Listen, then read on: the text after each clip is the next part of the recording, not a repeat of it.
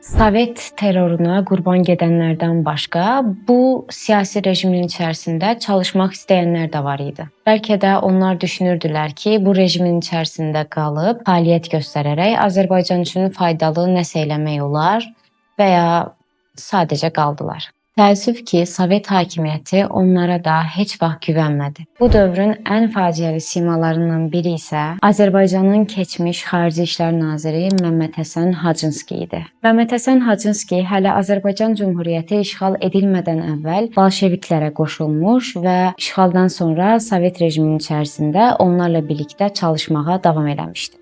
1930-cu ildə o, Azərbaycan Milli Mərkəzinə rəhbərlik etmək, mühacirlərlə əlaqə yaratmaq, xüsusilə Əlimardan bəy Topçubaşovla əlaqələr qurmaqda ittiham olunaraq həbs edildi. Həbsxanadakı ağır həyat, sonsuz sorğular və böyük ehtimalla işgəncələr, eyni zamanda Sovet rejiminin yaratdığı ümidsizlik nəticəsində Məmmədhəsən Hacınski 1931-ci ildə həbsxana kamerasında özünü asaraq öldürdü.